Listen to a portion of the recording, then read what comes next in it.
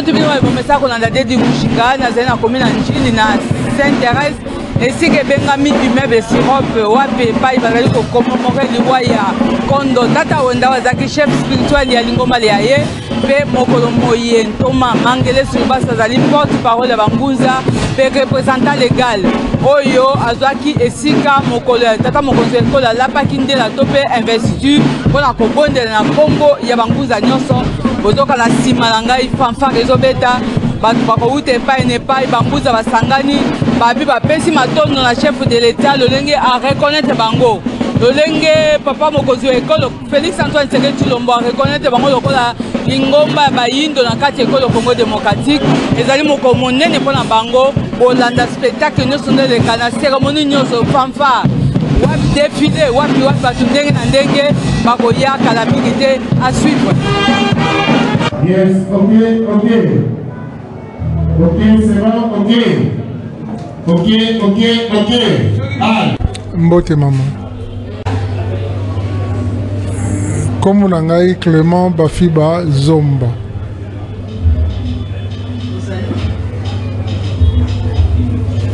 Nazali Moko. Il y a Bakongo donc Bangunza parce que Bakongo nous surtout baza na Kingunza parce que Bokoko na biso et uti banda to uta na Angola to ye na ndenge nzambaza kotamsa biso. To ye lelo na bureau ya Bangunza na tina ya anniversaire ya papa Mangelesi. Ye mutu oyo toponaki pona ete akamba na mikolo oyo babengi association ya Bangunza lokola bapesa ye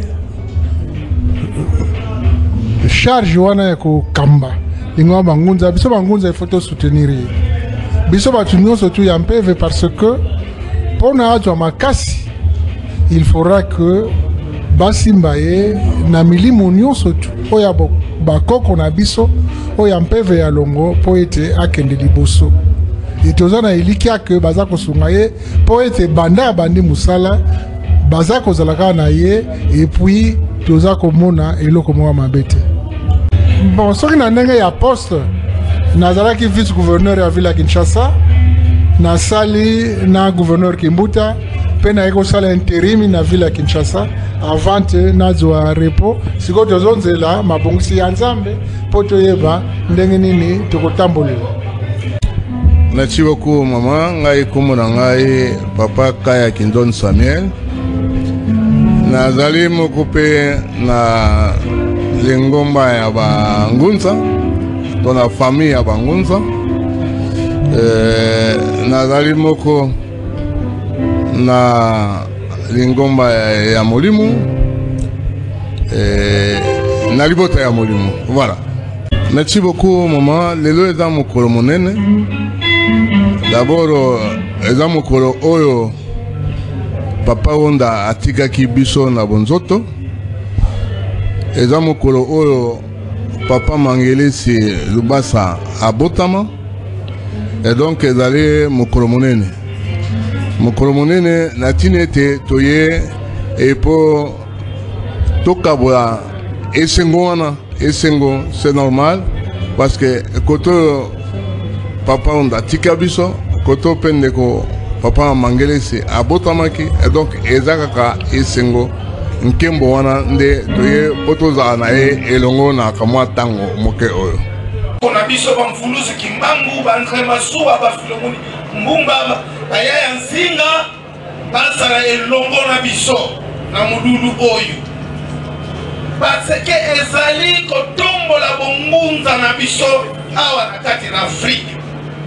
Vraiment bino bokera na simukongo biso botika biso pesa biso makasi pe tosala misala na bino ekende susu ndenge bino botamusaki yango tosengi bwanya na molimo bwanya pe na musuni ezala kati na biso na ba ngunza nyonso na kombo banzambe bakoko na biso yedeketo abosani kala bifona benga tata na ngawo ya sala na musala oyo premier na bisa na lata ngai muna latsa ye ba photo etikade na laki sibino ba photo na latsa ye alors lelo Mangelesa a commis vraiment dans ce qui a talé le sang à Salaki n'est-ce pas du Kamanio Langadia Mwana Akoli atika tout bébé Akoli comme est-il ma beaucoup ma casse il y a bien qu'il est lelo a commis côté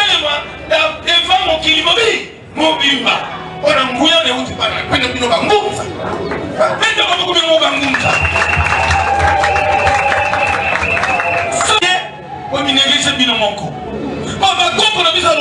vérité de Dieu oyo akoumela na kokanga mutema nde akomona bosolo ya bonzambe yembe batoto oyo bakoko akombo ya nani oboyisa wa bakoko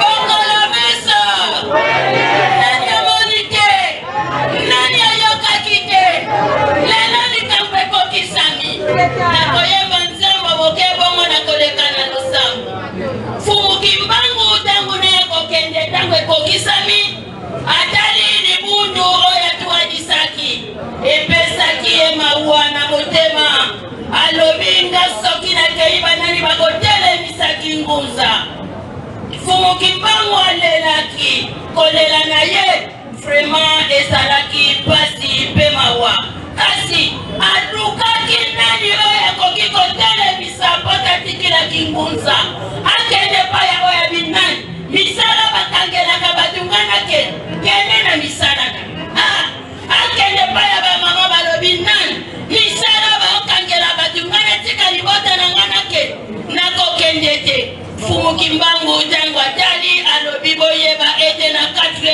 génération bana bakouta na mikongo na bino bakobotama na babungu na bino bakotombola kingunza lelo kingunza etombwami moindo salana esengo moindo Sintela et de Maman Simpi. Né d'une famille de 9 enfants, dont 7 garçons et 2 filles. Il est le 7e fils de la famille. État civil, il est marié et père de beaucoup d'enfants. Ses études faites, son éminence, Mangelesa Lubasa, il est diplômé en pédagogie appliquée.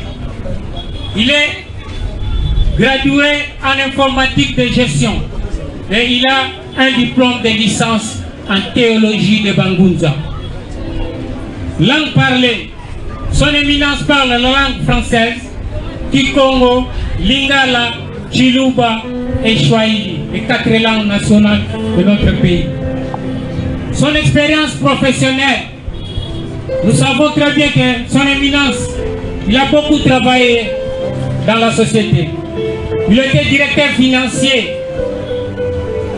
il était secrétaire particulier de l'ancien bourgmestre de la commune de Rinjil, à l'époque de Papa Luemba Modinzanza, à l'époque d'Isaïe. Il était rapporteur de l'honorable député national, toujours Papa Luemba. Il était aussi secrétaire particulier du rapporteur de l'Assemblée nationale. Il était chargé de mission du chef spirituel Tata Gonda de l'église Église. Il était aussi secrétaire général du Conseil des Églises Lumières. Son éminence, il était porte-parole du Haut Conseil des Églises du Saint-Esprit au Congo. Il était conseiller du président Laurent Désiré Kabila. Il est aussi conseiller du vice-président de la République Yerodia Abdoulaye Ndombasi, que son âme repose en paix. Il était conseiller du ministre de la coopération internationale et il était nommé ambassadeur universel de la paix.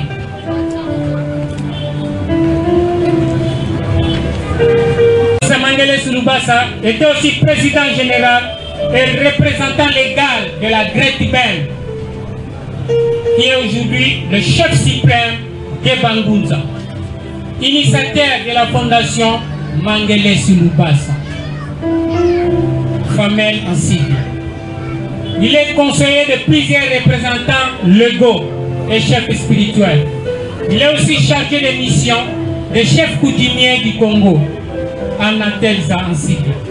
Il est le premier vice-président de CEATA, qui est le Conseil des églises autochtones et traditionnelles d'Afrique.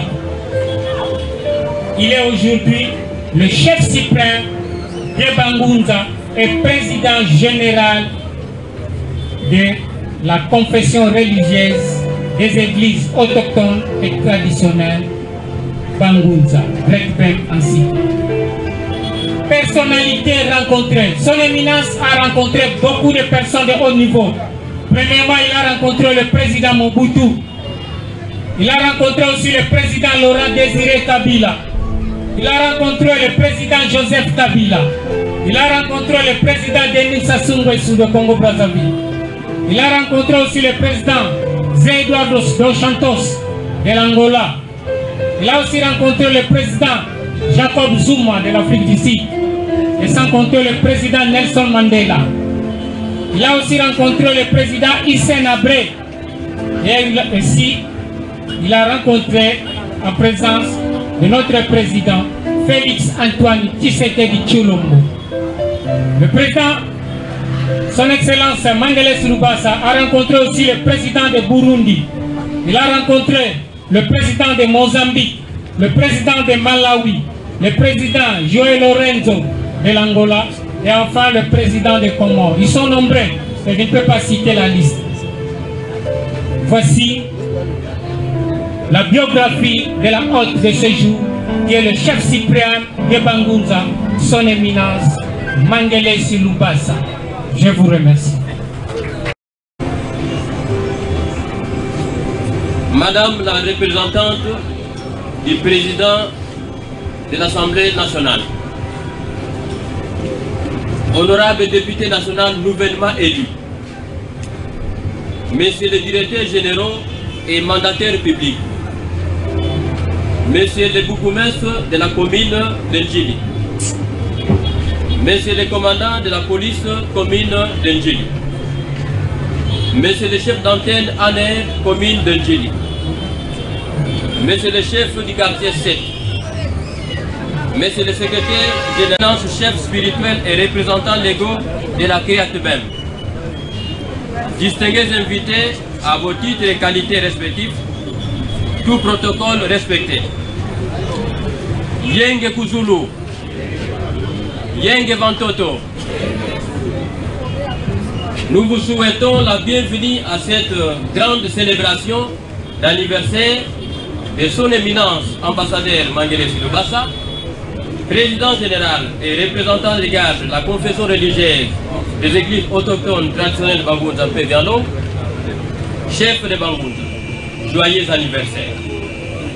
À vous, son éminence, ambassadeur Mangelesi, en cette date du 25 janvier 2024, jour de votre anniversaire et votre naissance, qu'il plaise à Dieu Tout-Puissant, Maître de l'univers, Créateur du ciel, de la terre, de la mer et de tout ce qui s'y trouve, de vous combler de ces multiples grâces et bénédictions. Vous méritez mieux qu'une célébration d'anniversaire, même riche en couleurs, de par vos fonctions et lourdes charges en tant qu'autorité suprême de Bangunza. Et grâce à vous, ils sont sortis de l'isolement et du silence pour faire entendre leur voix et siègent au même titre parmi les autres confessions religieuses en République démocratique du Congo.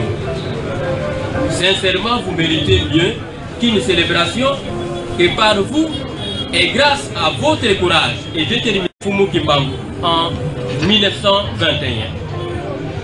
Vous méritez mieux qu'une fête, que par votre leadership visionnaire, vous avez immortalisé les icônes de lutte pour la valorisation de la race noire, à l'instar de Kimpavita, Mfumu Kimbangu, Sima Utoko, Philippe Mbumba, Thomas Ntwalani, Francis Kassola, André Maswa, Tata Wonda,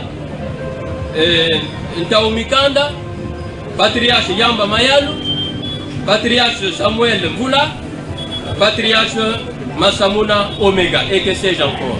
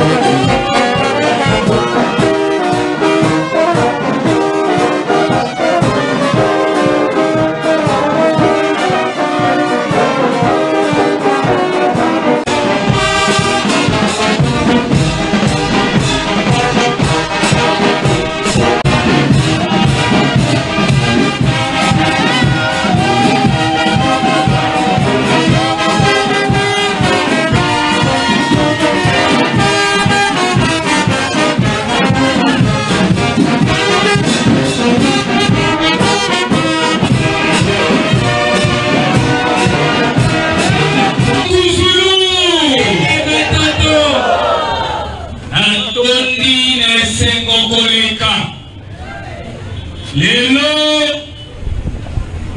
esika nyonso mokili mobimba akosambela bakomini nyonso baza na baetonga bazokozela ngai nalobaki lelo nakosaki Sainte Thérèse nalobaki lelo nakozala liboso ya biro ya mosala na ngai ndambo bakonza mangomba bazalawa o bakotikala bakokosambela partout lelo ti minuit nakotambola ya lingomba moko 24 komi bazokozela ngai ya liboso wana loba maloba naza na esengo monene mpona moni tata nanga patriarche Monseigneur Fumapanda député national Elia Kungu na mama Bazaliawa, chef de confession religieuse des églises indépendantes nationales Coneco, Monseigneur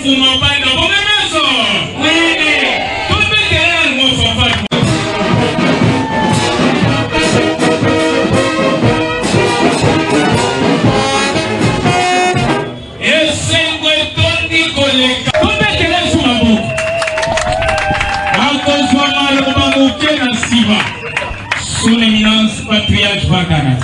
Congo si basilikaki. Balobito kotinda pe biso.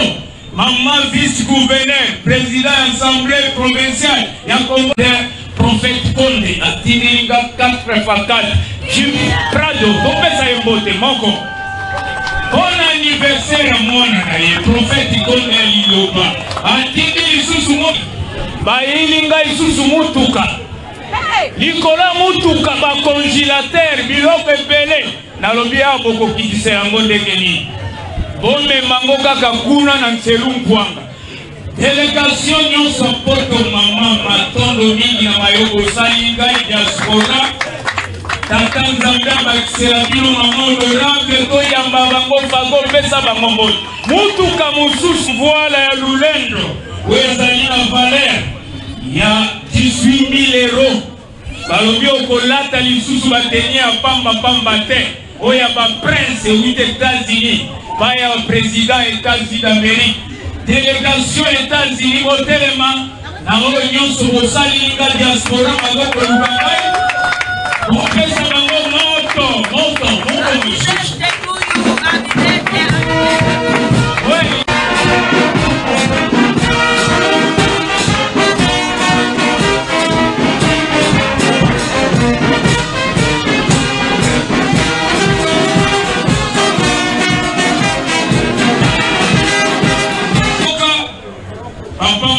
Au président de l'Assemblée nationale sortant. Atini ngai mama mwana ya motema mama telema lati yewa na bana na ye.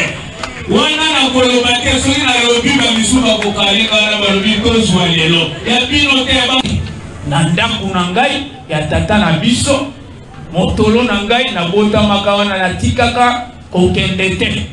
Na hôpital na bota maka na kata ndako.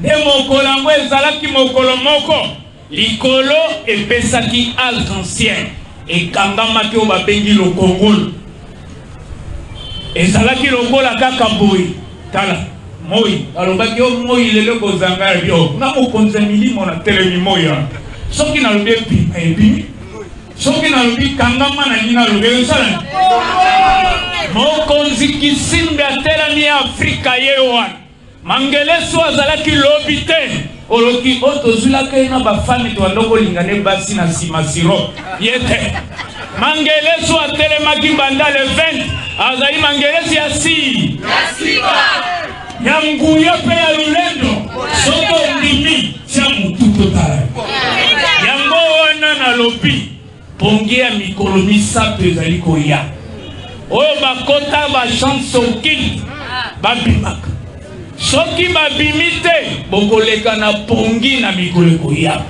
Kongo ezali Kongo ebangulu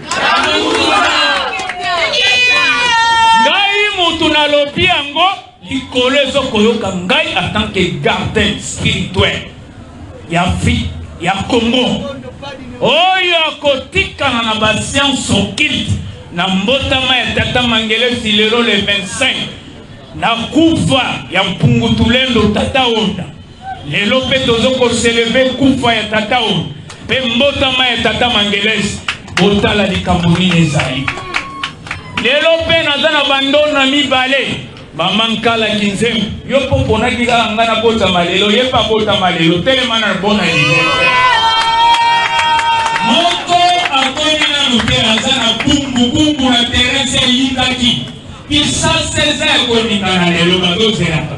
Ena lobaki avana bima lelo na tambola kisasa mobiba fo champion ya biro ezala. Po lelo na yeko kunelo ko mususu asika. Yo moto vanda bana balabala. Soko zalaka noki. Okanga bana pasi babala te. Okanga batu ba frene lelo yebaka yango ezuyo soni. Soke ezuyo kangi osuka na liwa. Lelo ezali libération ya Afrique, libération ya Congo, libération ya Kisasa, libération ya Djibouti. Bobeta maboko. Ingeda. Oh ya zokoloba yango, bozela te mfumu Kimbangu ya, bozela te tata Ondaya, bozela te mfumu Mpadi ya, sina telemi o.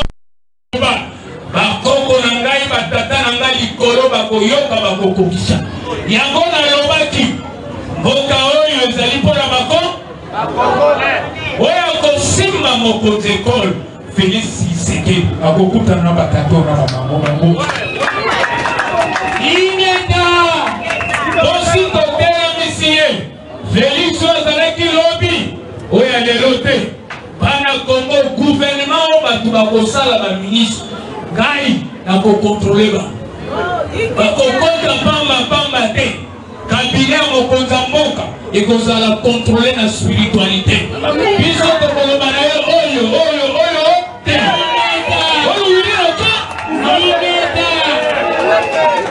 ngonga ekoki ngonga oyo elakama après 100 ans bato bakanisaki likolo ekobaluka bolingi mbula ekita po bino bolingaka bilembo bolingaka oyo awiti soki États-Unis soki mundele moko awiti kuna bia lekokwa mettre debout tokatelemi tu makolo ya kobana mais tour oyo miracle oyo boyo oluka kokatelema makolo vimbi atelemi normal liboma moko azalaka watambulaka nalobaki lelo liboma ekosi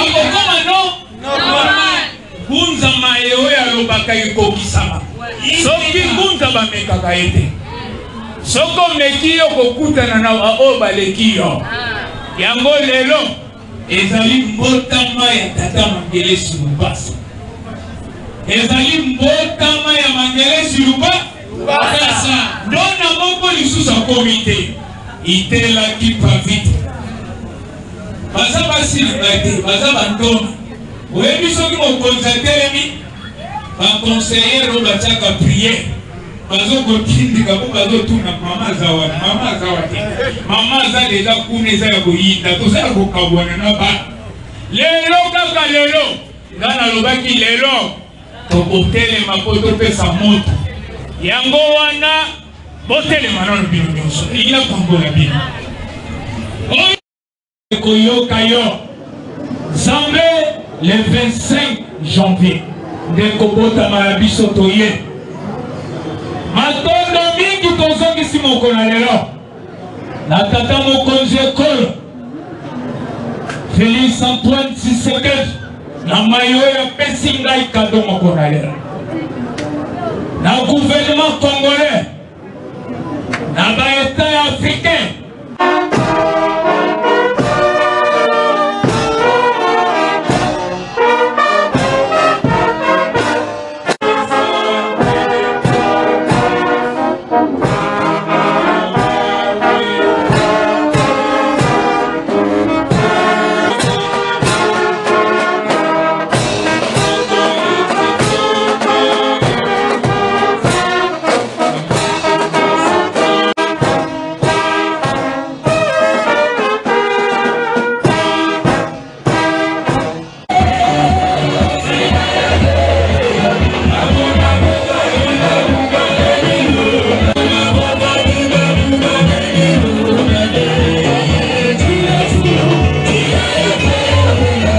ezali sanza makambo ebele parce que eza sanza eza na bilaka ebele soki otali sanza janvier etondi makambo ya ndenge na ndenge alors soki totiaki présence awa parce que moko ya biso abotamaki lokola le 24 le 25 janvier ezali mokolo monene kati na biso bangunza po ye wana azali moko président général ya biso banso alors lelo ezali mokolo monene mpona kozongisa lisusu matondo lokola nzambe abakoko apesaki biso ye yango moni toyaki mpo tonore ye topesa ye lisusu oyo ekoki mpo na ye donc sanza janvier eza sanza d'abord je rends gloire à Dieu pour avoir permis à notre ambassadeur d'atteindre l'âge qu'il a aujourd'hui. C'est lui qui donne la vie, c'est lui qui protège la vie, qui conserve la vie. Il est le maître des temps et des circonstances. Il est bon, comme on dit dans la Bible, entre les frères de se retrouver ensemble. nous nous sommes retrouvés ici. Il a invité les personnes qui lui étaient chères et je suis parmi ces personnes et je suis de nous mettre debout, de dresser les fronts, de regarder en face de nous. L'avenir est encore meilleur et c'est peut-être le moment ici, avec l'opportunité que Dieu vient de nous donner, d'avoir un chef qui comprend les choses de la même façon que ce que les prophètes ont dit, ce que Papa Simon Kimbangu a dit, que viendra le moment où vous les Noirs, vous les Congolais, vous serez au-dessus des autres peuples. C'est le moment. C'est une prophétie. Nous avons attendu cette prophétie pendant longtemps. C'est le moment que nous devons saisir la prophétie. Qui a cette vision et qui va encore drainer les autres pasteurs dans la même vision. Merci. Maman Mfoulomasaka, Marie-Josée, j'étais vice-gouverneur de la ville de Kinshasa. Et puis après, j'ai été élu député provincial. J'étais vice-président de l'Assemblée provinciale jusqu'en 2018.